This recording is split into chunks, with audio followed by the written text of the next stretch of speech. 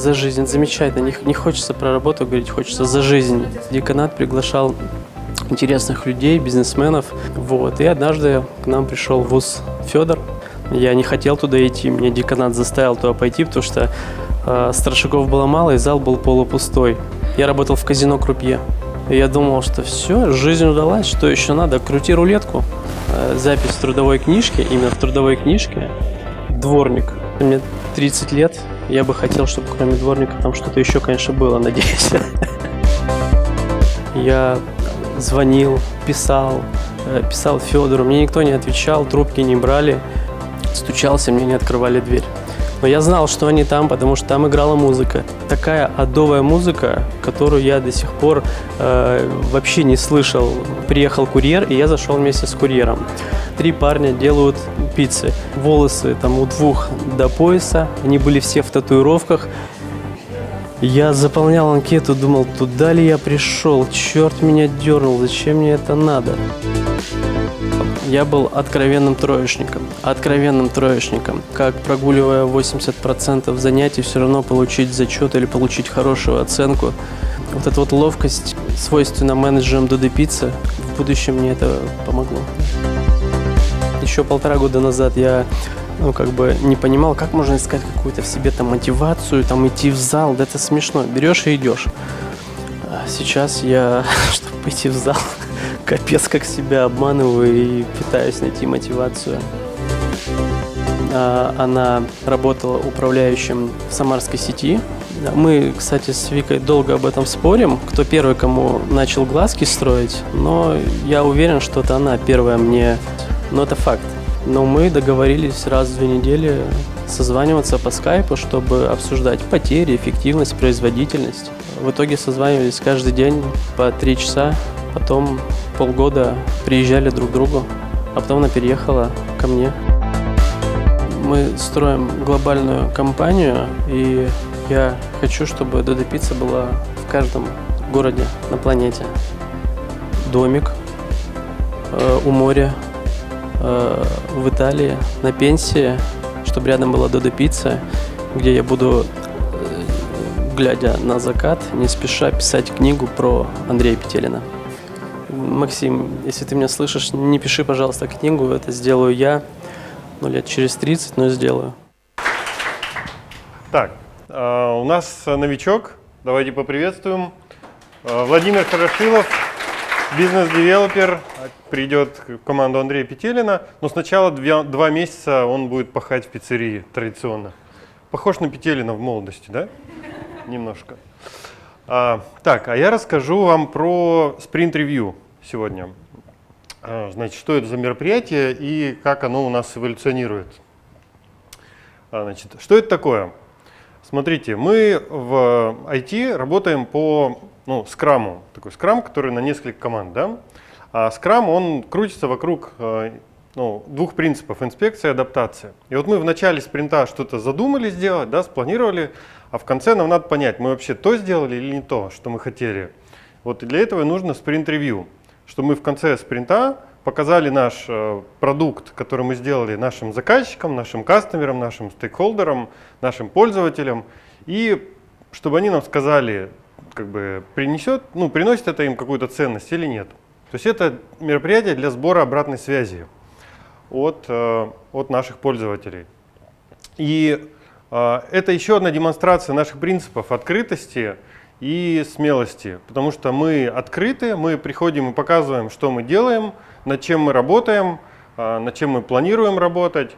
И смелость тут проявляется в том, что иногда нам нечего показать, и мы тоже открыто приходим и говорим: ребят, мы ничего не смогли сделать за 2 недели, вот такая жизнь, что делать?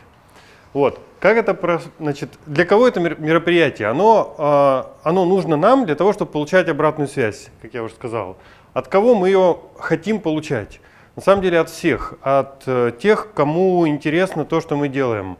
То есть, если мы делаем что-то для партнеров, значит, нам нужны партнеры. Если мы делаем какой-нибудь там, не знаю, что-то для Беларуси, значит, нам нужен там партнер или управляющий из Беларуси. Если мы делаем что-то для России, нам интересно поговорить с бизнес-девелопером. Федор к нам приходит, но вот последние разы его нет, он то в Китае, то еще где-то. Ему всегда интересно, что мы делаем. И просто вы, если вы видите вот на этом плакатике что-то интересное для вас, то приходите, давайте нам фидбэк. Мы очень много экспериментировали с форматом спринт-ревью. То есть мы пробовали, чтобы люди, разрешать или не разрешать людям двигаться между станциями во время спринт-ревью. Мы делали там 3 раунда, 2 раунда, последний раз попробовали 1 раунд. Длительность раундов тоже была разная, от 40 минут до 15 минут. Длительность всего мероприятия тоже у нас менялась час, сейчас где-то 1,5 часа. Сначала у нас стейкхолдеры давали фидбэк, теперь команды собирают фидбэк и дают его сами. И, наконец, мы пробовали это делать в одной большой комнате вот здесь, и сейчас мы это делаем в разных комнатах, в переговорочках. После каждой сессии мы собирали фидбэк и смотрели, что можно улучшить. То есть каждый раз мы мини-ретро проводили и смотрели, как сделать нам в следующий раз по-другому. И в итоге мы пришли к такому формату. Он не окончательный, мы будем дальше с ним экспериментировать, но пока он вроде бы нормально работает. То есть мы сначала открываем сессию, коротко напоминаем всем о правилах, затем команды выходят, представители команд рассказывают про свои цели, которые они перед собой ставили за неделю, и что именно из этих целей они будут показывать, и в какой переговорке. Затем к ним приходят партнеры, стейкхолдеры, кто угодно в эти переговорки, и, в общем, смотрят, что команды сделали, смотрят, видите, в разных переговорках, обсуждают, дают обратную связь. Затем команды эту обратную связь аккумулируют и рассказывают, что мы услышали вот это, нам придется переделать вот это людям понравилось, вот это не очень. После чего у нас выходит на сцену продакт-оунер Дима и рассказывает всякие интересные штуки. Например, в прошлый раз он рассказывал про деньги. Сколько денег мы потратили на ту или иную фичу. А в этот раз, сначала Андрей Рожковский рассказал про Беларусь, как мы там будем развиваться, а потом Дима рассказал про наш прогресс по ключевым направлениям, той части направлений, которые касаются IT. Видите, прогресс там у нас есть, хотя и не очень большой. Это тоже прозрачность. В конце опять ретроспектива, собираем фидбэк. Так что, если вы видите в пятницу такой плакатик на первом этаже, и вы видите там что-то интересное для вас, то обязательно приходите, мы вас ждем, давайте нам фидбэк, мы открыты. А теперь я передаю слово Максу. Берлин. Спасибо. Okay. Good morning, everybody. My name is Maxim Котин, as you probably know, and I'm a guy who writes books from time to time, as Kirill mentioned. And among other things, I am responsible for our global B2B marketing. And I want to share a few things with you about our global activities. My keynote is short, so don't worry.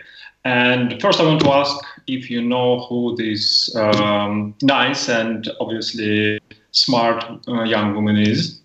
And I can't hear you right now, but I'm pretty sure that you don't. Though she's pretty established in her country, and her country is Mongolia, and her name is Betchimek, and she is a chess grandmaster in Mongolia and honored athlete of this country. And a few days ago, she sent me a letter asking if we think Dodo Pizza can be a good fit for Mongolia. And this only goes to show that we now see the demand for our brand, our franchise, from different countries and different people. And I want to share just one number with you. Over the course of the last 5 months, we received more than 40 requests for our franchise from different countries where we are not actively selling our franchise yet. And from countries like Israel and Nigeria, Canada and China, South Korea and Germany and so on.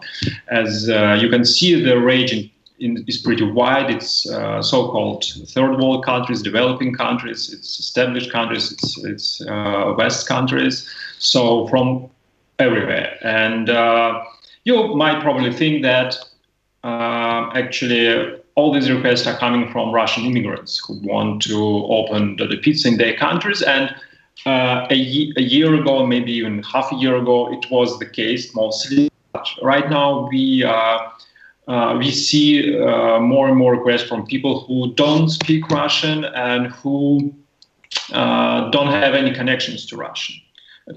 And why is this happening? It's pretty obvious because our company has become pretty big and established. Our system-wide sales in 12 months reached 172 million, and it's a pretty big number. And we are the number one pizza chain in Russia and Kazakhstan. And as you know, we are one of the fastest growing pizza chains in the world right now. We are growing faster than the fastest growing pizza chain in the States, which is Mod Pizza. So this all makes our company visible, interesting. People learn about us, and since we are transparent, we share a lot of stuff. We share our numbers and things that are happening to us. So they learn about the pizza, about Dodo IS, about our IT system, and so on, about our culture. So they got interested, and they write to us. And the question is, what should we do with all these requests? Because you know that we can't open countries in just a few days. It takes months for us to open a new country. We have to adapt our system. We have to study the market, to tweak our menu, and so on. And we have this ultimate goal to be everywhere in the world, but we have to carefully pace our growth. So what should we do? There could be two main strategies. The one we could name the top-down strategy, when you start with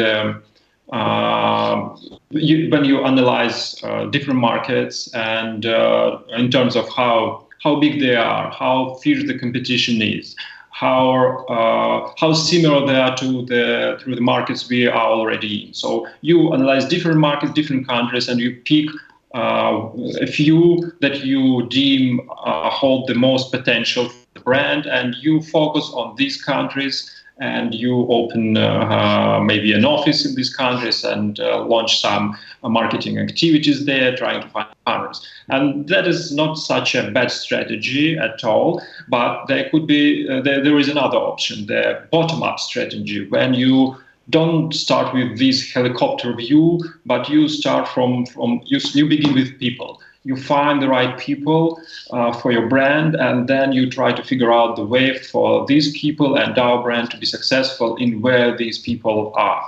And I think you won't be surprised if I tell you that we are actually following the bottom-up strategy, because it's our culture, it's how Dodo Pizza was built. And you probably know that our first partner who opened first Dodo Pizza outside Russia is Sergio Balakan from Romania. And it happened as far back as 2014. And we didn't have back then any plans to go to Romania. It's obviously a pretty strange country to start your international growth, but we saw that Sergio was persistent, devoted, and so we actually made this partnership, and now we have a pretty good established business in Romania. So we are following the bottom-up strategy. We want to find the right people for our brand, but how do we do it? And who are these right people? And it's pretty actually simple. First, we want these people to share our values, and you know what they are, like transparency, our belief in the power of IT solutions, our agile culture, and so on and so on. And After that, after we see that partners share our values, we want to know if they know the country and speak the language. Because some people, they want to move to another country and open a business there. And at this moment, we think that it would be too risky for us and for them, because we bring to the table our knowledge, our expertise in the pizza business, our IT system, but the partners, they would need to bring in their understanding of the culture. And if they lack this understanding, it can be too risky. And also we want to see some experience in retail.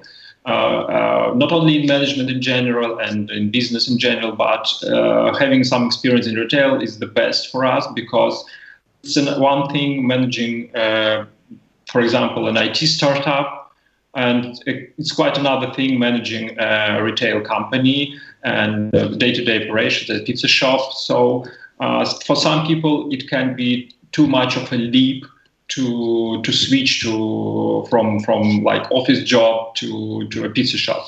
So the best case scenario is to have some experience in retail. And so we know what we are looking for, who we are looking for. The question is, how do we do it? And it's simple. We have a simple workflow right now. We ask our prospective partners to fill in a short form where we want some basics about a person. And then if we see that there is some potential, we arrange a Skype call. Then if it goes well, we ask them to visit us in Moscow, to come to Moscow to see our headquarters, to see the stores for themselves, to study the IT system, and to meet with the team. And if this goes well, we proceed to actually negotiations and trying to find out the way and the terms for our partnership. And that's how it works right now. And you probably know that last week we signed a preliminary contract for a location, for a new location in China, and it won't be our first location in China. It will be our third actually, but it's a pilot, cutting edge, entirely new concept for us, and 5 years ago, nobody could imagine that this could happen. And the question is where we will be open in 5 years from now, for example. And the answer is actually, who knows? We will have to see. And that's about it. And that's all I wanted to share with you today. And I'm giving the floor to Sima in Sыктывкаре. Goodbye. Так, доброе утро. Меня зовут Сима Касьянова, я являюсь руководителем офлайн-направления, то есть отвечаю полностью за обучение в Сыктывкаре. Сегодня я хочу вам рассказать об эволюции учебного центра и об офлайн-обучении. Так. Если вспомнить обучение наших первых партнеров, то они проходили у нас, лекции у них проходили в офисе, а практику они проходили в реальных пиццериях. Это было тогда Первомайская. На тот момент у Первомайской было уже достаточно-таки много заказов, и можно сказать, что мы их сразу кидали в бой, потому что целью их было выжить, и если им удавалось пообедать, то считалось, значит, у них более-менее была лайтовая смена. Сейчас вам Сергей Гриценко сам подтвердит мои слова. Меня поставили на печку, я нарезал по полу пиццу. И я вышел на смену, думаю, как обычно, поработаю, пообедаю, все будет хорошо. И все 8 часов я просто резал по полу пиццу. Эта пицца все вылезает из печи, вылезает бесконечно. Это... Да. А в 2014 году у нас уже появилась своя учебная пиццерия в районе Эжвы, но вначале мы наших студентов обучали начинению пиц на картонных и пластмассовых ингредиентах. Далее у нас уже появились реальные продукты, но меню было очень сильно урезано. Вот, да. Так. Потом к нам пришла гениальная идея. А что, если студенты будут обучать студентов? Мы построили обучение таким образом, что группы приезжали внахлёст. Приезжала к нам группа студентов, мы их обучали за неделю всем процессам, потом спустя неделю приезжала новая группа, и, получается, старички обучали новичков. Для сравнения, это то же самое, что стажеру дать новичка и сказать, чтобы он его всему научил. Мы хотели тем самым убить двух зайцев, то есть обучить всем процессам студентов и обучить их правильно обучать своих стажеров. Но это был полный провал. И если проанализировать весь путь учебного центра, то можно смело сказать, что у нас абсолютно все поменялось, кроме одного процесса. Как думаете, какого? Это печь. Печь мы до сих пор генералим от души. Все остальное у нас, в принципе, поменялось. Если говорить об учебном центре на сегодняшний день, то он располагается у нас в Сыктывкарском офисе, занимает 3 этажа, у нас есть 2 кухни, что позволяет нам одновременно обучать несколько групп. Точнее сказать, что в одной группе максимальное количество студентов у нас 15 человек. Мы их делим на 3 подгруппы и обучаем их 6 дней в неделю по 3 смены. У нас действуют 2 программы обучения. Это программа «Старт», которая рассчитана на инвесторов, франчайзи, управляющих и менеджеров управляющих компаний, и программа «Менеджер смены», которая рассчитана на начинающих менеджеров. Оффлайн обучение у нас состоит из лекций и практик. И сейчас я вам отдельно расскажу, с какими проблемами мы столкнулись и по лекциям, и по практике. Если говорить о лекциях, то раньше большинство лекций читали сами профильные менеджеры. Например, лекцию по меню читала Юля Цыпанова, руководитель отдела продуктов. Лекцию «Что такое Dodo IS Sprint. Принципы компании» читал сам Федор. Но компания росла, и у ребят не оставалось времени на лекции, и учебному центру пришлось экстренно перенимать все эти темы на себя. Получилось, что мы должны были быть компетентны во всех направлениях компании. Единственный Женя Кротов, который до сих пор самостоятельно читает свою лекцию, периодически нам угрожает, что он уйдет от нас, но мы его не отпускаем, потому что он действительно классно преподает тему маркетинга. После этого перехода у нас стала следующая ситуация. У нас одну и ту же лекцию могли читать разные бизнес-тренера. И из-за этого очень сильно страдало качество лекций, потому что у всех были очень поверхностные знания, и мы вроде бы знали все, но везде по чуть-чуть, не отвечали на вопросы студентов, и чувствовалась какая-то неуверенность в подаче. Как мы решили эту проблему? Мы разделили все лекции по всем бизнес-тренерам. Сейчас каждый отвечает за какой-то блок в бизнесе. И это позволило более глубоко погрузиться в ту или иную тему. Теперь бизнес-тренер является неким связующим звеном между владельцем продукта и студентами. Он самостоятельно актуализирует все свои лекции, презентации, добавляет, насыщает постоянно их различными кейсами. Например, Юля Дойкова у нас почти все знает по работе поставщиками, а Ваня Мишин может любого проконсультировать по оборудованию. Также мы на регулярной основе внедрили ревизию лекций, то есть раз в полгода мы приглашаем профильных менеджеров на наши лекции, и они нам дают обратную связь по своим направлениям. Если говорить о практике, то практика у нас построена следующим образом. У нас примерно обучаются студенты 2 недели. За первую неделю мы их всему обучаем, а на второй неделе они выходят у нас на имитации смен. Имитация – это когда наша учебная пиццерия работает, как и все действующие пиццерии, только у нас в роли сотрудников выходят наши студенты, а офисные сотрудники являются их клиентами.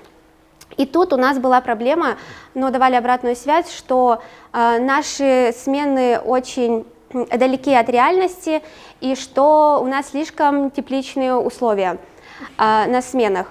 Как мы решили здесь эту проблему? То есть мы действительно стремимся условия учебной пиццерии приблизить максимально к реальным, и мы сейчас разнообразили их имитации различными ситуациями на кассе, с курьерами, с командой. Также мы внедрили различные форс-мажорные ситуации, добавили. Еще мы внедрили мастер-классы и экскурсии. То есть сейчас на мастер-классы могут прийти не только офисные сотрудники, но и их дети, друзья, люди со стороны. И это позволило действительно нашим студентам испытать совсем другие эмоции от смен. Вот. Так, если говорить о текущих задачах, то сейчас мы объединяем офлайн обучение с онлайн обучением, и это позволило нам убрать некоторые лекции и вместо них добавить какие-то тренинги и практики. Ну, например, у нас была лекция «Кто такой менеджер смены?». Этот материал очень хорошо дается в онлайн-курсах, и они могут это изучить самостоятельно. Вместо этой лекции мы сейчас хотим внедрить практику по подсчету ревизии. То есть тем самым мы делаем нашу программу еще более полезной и полезной для наших студентов. Вот, в принципе, у меня все. Спасибо вам за внимание. Приезжайте к нам на обучение в Сыктывкар, у вас есть уникальная возможность побывать на родине Додо пиццы.